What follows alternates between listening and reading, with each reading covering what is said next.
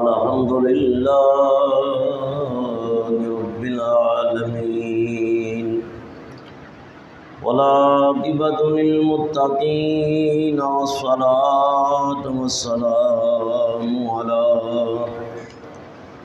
سيد الأنبياء والمرسلين أما بعد فأعوذ بالله من الشيطان الرجيم بسم الله الرحمن الرحيم ألم تر إلى الذي حاج إبراهيم في ربه أن آتاه الله الملك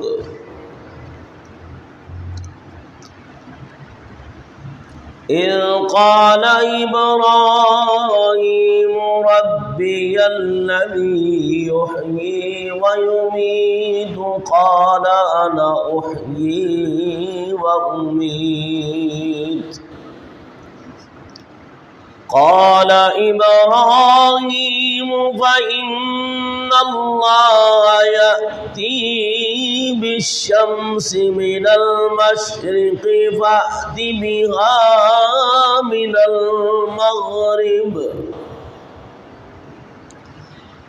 فأت بها من المغرب فبهت الذي كفر والله لا يهدي القوم الظالمين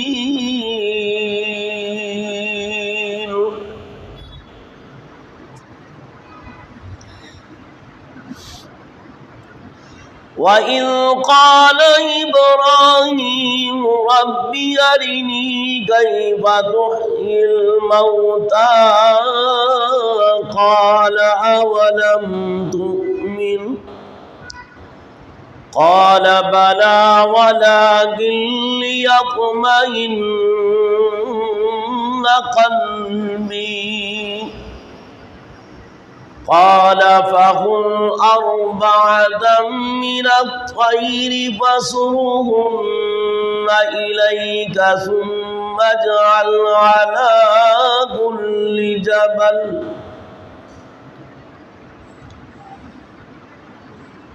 ثم اجعل على كل جبل منهن جزءا ثم ادعهن يأتينك سعيا واعلم أن الله عزيز حكيم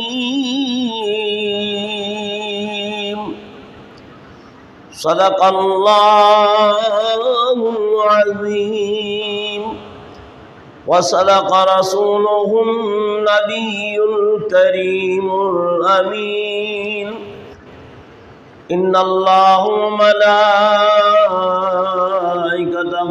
يصلون على النبي يا أيها الذين آمنوا صلوا عليه وسلموا تسليما درود پاک پڑھ لیجئے الصلاة والسلام عليك يا سيدي يا رسول الله وعلى آلك وصحابك يا سيدي يا حبيب الله الصلاة والسلام عليك يا رحمة للعالمين وعلى آلك وصحابك يا شفيع المذنبين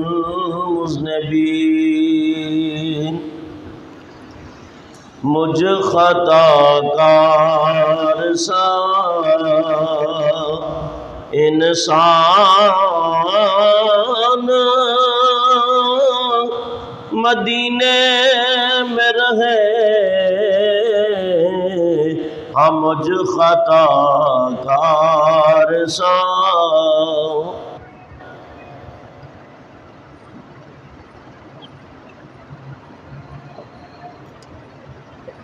مجھ خطا کار سا انسان مدینے میں رہے بلکہ سرکار کا مہمان مدینے میں رہے بلکہ سرکار کا یاد آتی ہے مجھے اہل مدینہ کی وہ بات کہ زندہ رہنا ہو تو انسان مدینے میں رہے زندہ رہنا ہو تو انسان مدینے میں رہے مجھ خطا کار سا اور یوں ادا کرتے ہیں عشاق محبت کی نماز سجدہ کعبے میں ہو اور دیہان مدینے میں رہے سجدہ کعبے میں ہو اور دیہان مدینے میں رہے مجھ خطا کار سا اور اللہ اللہ سرفرازیے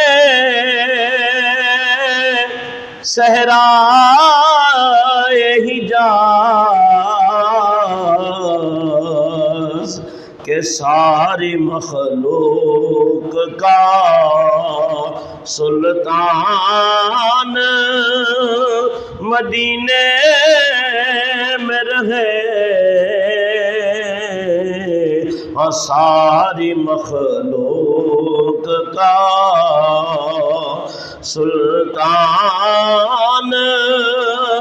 مدینے میں رہے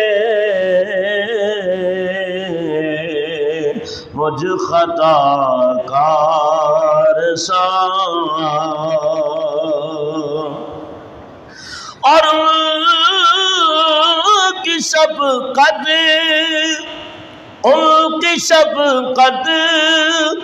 غم کون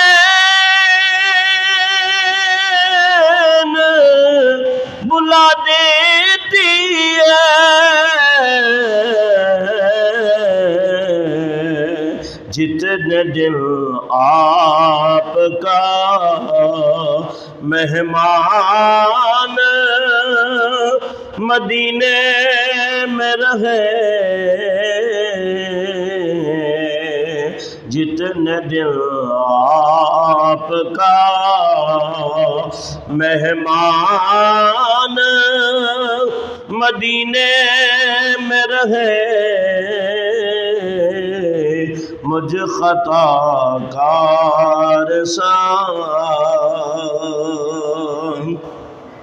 اور دور رہ کر بھی اٹھاتا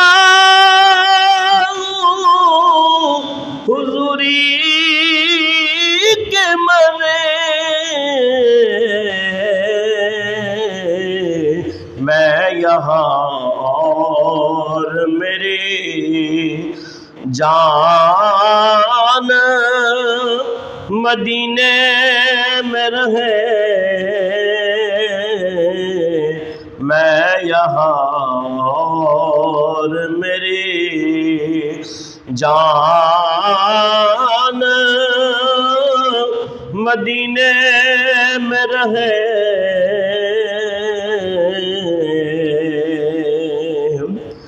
چھوڑ آیا ہوں یہ کہہ کر دل و جان آزم کہ آ رہا ہوں میرا سامان مدینے میں رہے آ رہا ہوں میرا سامان مدینے میں رہے مجھ خطا کار سا انسان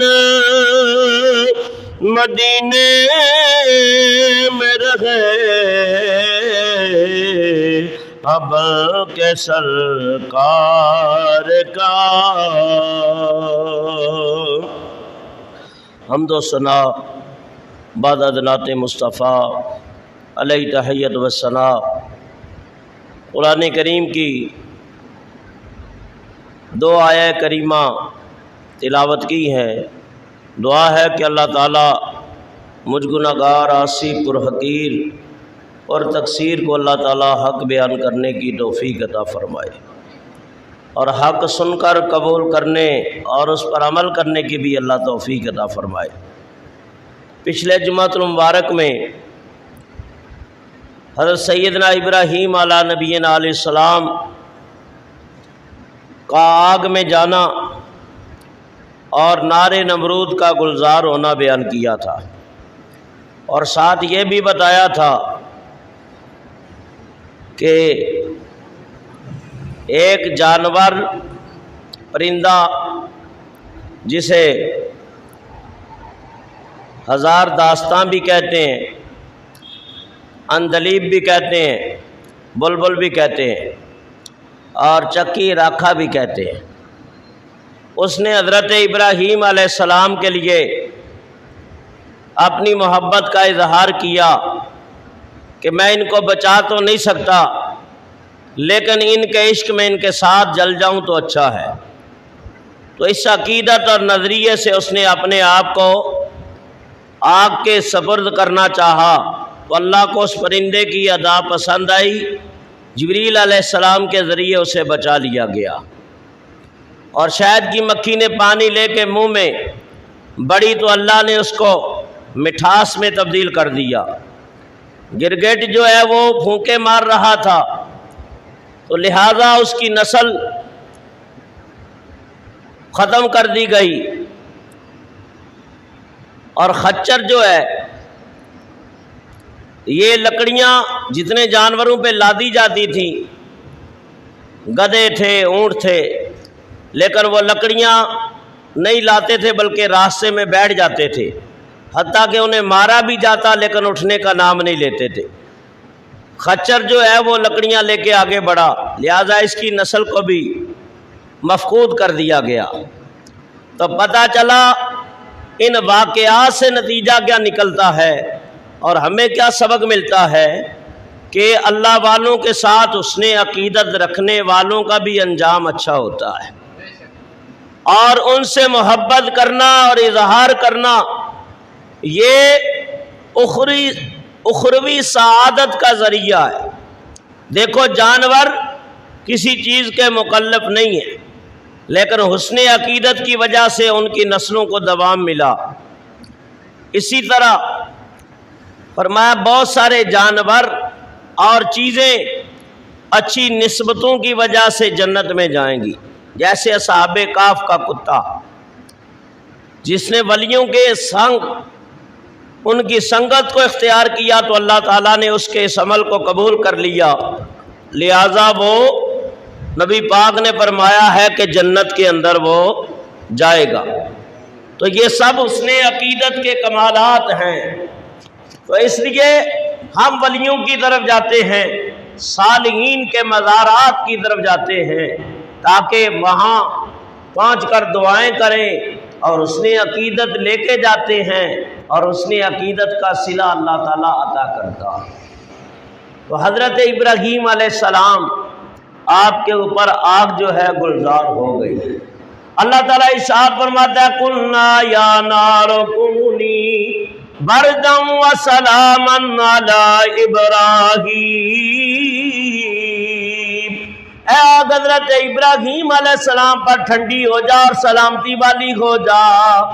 تو وہ سلامتی والی بھی ہوئی اور ٹھنڈک بھی اس کے اندر، برودت اس کے اندر آ گئی۔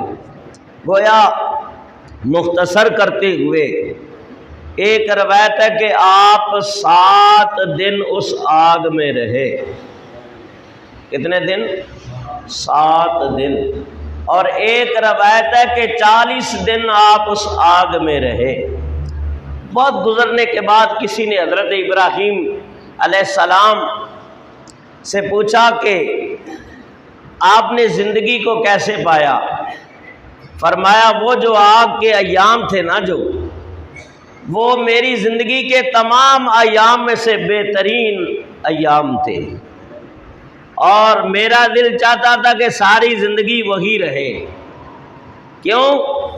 اس حالت کے اندر مجھے اللہ کی طرف سے روزانہ سلام آتا تھا، اور اللہ تعالیٰ فرشتے بھیجتا تھا، جنتی پھل بھیجتا تھا، اور میری احوال پرسی ہوتی تھی ان خاص ایام کے اندر۔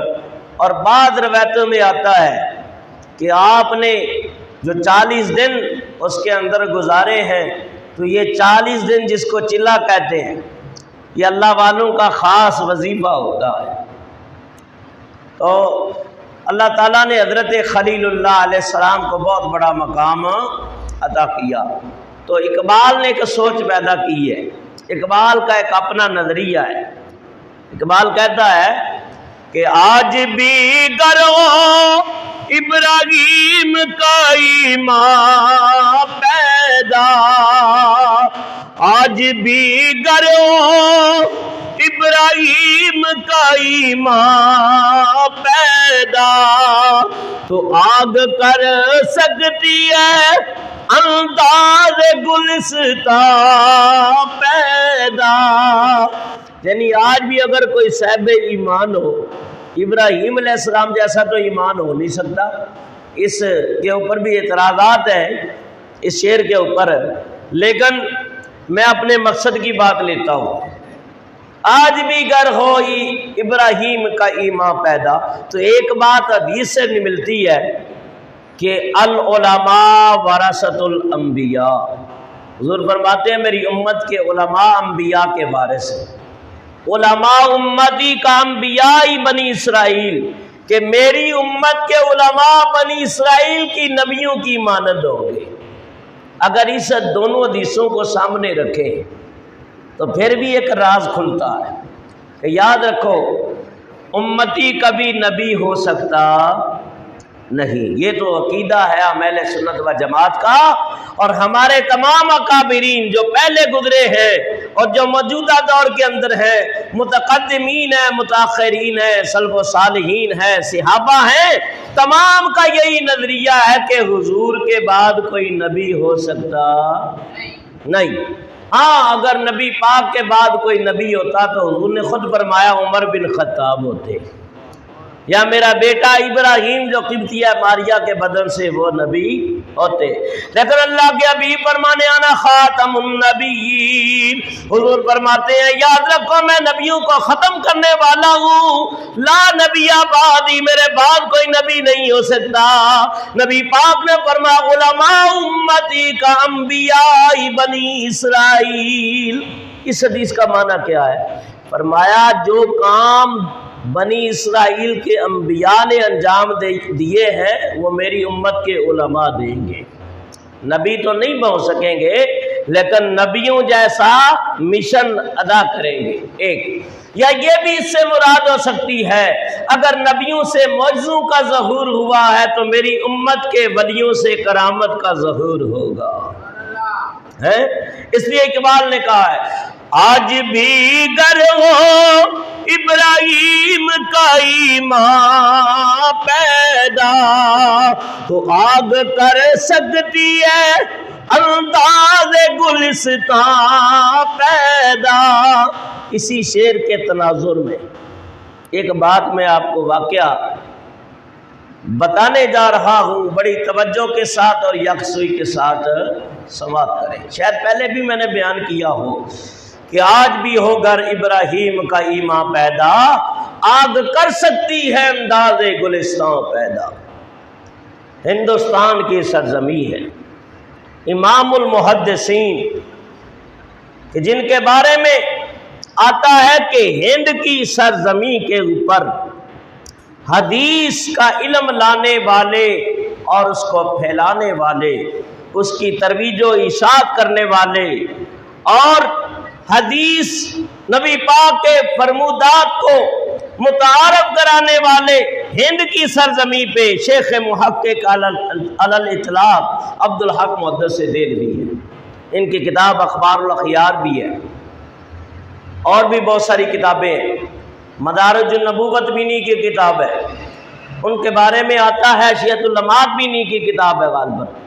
تو وہ دہلی کے بازار کے اندر فرمایا مسجد کے اندر صبح فجر کا ٹائم ہے، آپ نماز فجر پڑھ کے مسجد میں بیٹھ جاتے، قال اللہ قال الرسول کے سبق شروع ہو جاتے، لوگوں کو طلباء کو دین کے تشنگانے معرفت اور تشنگانے علم کو نبی پاک کے فرمان اور اللہ تعالیٰ کے قرآن کی تشریح کر کے انہیں سبق پڑھاتے کہ دہلی کے بازار کے اندر شور مچا. حضرت حدیث پڑھا رہے، ایک عیسائی بس سے میدان آ گیا. عیسائی کہنے لگا لوگوں ہماری عیسائیت عیسیٰ علیہ السلام کا دین سچا ہے اور مسلمانوں اگر تمہارا دین سچا ہے تو مجھ سے مناظرہ کرو، مجھ سے مقابلہ کرو. تو لوگ مجمع لگ گیا. ویسے بھی ہمارے ہاں جب کوئی بات ایسی ہو جاتی ہے نا تو ویسے ہی لوگوں کا اتنا مجمع ہوتا ہے کہ بن بلائے مہمان سارے اکٹھے ہو جاتے ہیں. تو وہ بازار بھر گیا، ہر طرف بات پھیل گئی کہ عیسائی چیلنج کر رہا ہے اور کوئی اس کے چیلنج کو قبول نہیں کر رہا. وہ کہہ رہا ہے کہ تم قرآن لے آؤ، میں انجیل لے آتا ہوں اور دونوں کتابوں کو آگ میں ڈالیں گے، جو سچی ہوگی وہ بچ جائے گی اور جو سچی نہیں ہوگی وہ جل جائے گی. تو کتابیں تو سچی ہیں، ہاں توریت زبور انجیل کے اندر تحریف کر دی گئی، وہ اپنی اصلی صورت میں اب موجود نہیں. لیکن کون اس کے چیلنج کو قبول کرے جس میں اتنی تپڑ ہے؟ کون اتنا صاحب تصوف اور معرفت اور ولایت کے مقام پہ پہنچا ہو؟ بڑا مشکل کام ہے. تو حضرت عبداللہ محدث دہلوی کے کانوں میں یہ بات پہنچی. کہا لوگوں کسی نے چیلنج قبول کیا. کہا حضرت کون کرے؟ آپ نے قرآن کو سینے سے لگایا، نبی پاک کا عاشق برسر میدان آ گیا. فرمایا کتاب کا چیلنج کرنے والے، دین کی بات کرنے والے، عیسائیت کو اچھا کہنے والے یاد رکھتے رہے چیلنج کو عبداللہ محدث دہلوی قبول کرتا ہے. تو بھی کتاب کو سینے سے لگا، میں بھی قرآن کو سینے سے لگاتا ہوں. کتاب نہیں پھینکیں گے، کتاب کی بے حرمتی نہیں کریں گے، کتاب کو نیچے نہیں جانے دیں گے. یہ وہ قرآن ہے، یہ وہ کتاب ہے جس کے بارے میں اللہ تعالیٰ ارشاد فرماتا ہے لو انزلنا هذا القرآن على جبل لرأيته خاشعا متصدعا من خشية الله. اللہ فرماتا ہے یہ وہ کتاب ہے، یہ وہ قرآن ہے، وہ لاریب کتاب ہے، وہ نمونہ حیات ہے. فرمایا وہ ہدایت کا سرچشمہ ہے. فرمایا وہ ایمان والی کتاب ہے کہ جی اگر اس کو ہم پہاڑوں کے اوپر نازل کرتے تو وہ بھی اس کے خوف سے ریزہ ریزہ ہو جاتے. پہاڑ بھی اس کے وزن کو برداشت نہ کرتے، تو میں اس کتاب کو کیسے آگ میں پھینکوں؟ بات یہیں پہ ختم ہوگی، کل تک تاریخ کا حصہ بن جائے، کل تک کوئی یہ نہ کہے کہ محمدی ہو کے ڈر گیا تھا۔ کتاب پھینکنا ہمارا شیوا نہیں، ہمارا شعار نہیں۔ آگ کے شعلے بلند ہوں گے، آگ کے بھانپڑ مچیں گے، مخلوق خدا بھی اکٹھی ہو جائے گی۔ تو بھی کتاب کو، تو بھی انجیل کو سینے سے لگا، میں بھی قرآن کو سینے سے لگاتا ہوں۔ آگ کے شعلے بلند ہوں گے، ہم دونوں آگ کے اندر کودیں گے۔ جو سچا ہوگا کتاب سمیت بچ جائے گا، اور جو جھوٹا ہوگا کتاب سمیت جل جائے گا۔ تو ہمارا جو عقیدہ ہے، نبی پاک کا عاشق کلمہ پڑھنے والا، فرمایا کہ یہ کلمہ، یہ اسلام، یہ قرآن، یہ اللہ کی کتاب ہمیں آخرت کی عذاب سے بچائے گی۔ ایسے نہیں کہا، فرمایا اس کلمے دے راز نیارے نے ڈب دے بیڑے تارے نے سانو دسیا نبی پیارے نے، پڑھو لا الہ الا اللہ، پڑھو لا الہ، اور کھل جائیں اور در جنت کے، دوزخ کے سب آگ بجھے، اور دل سے کوئی ایک بار کہے پڑھو لا الہ الا اللہ، پڑھو لا، مل کے پڑھو لا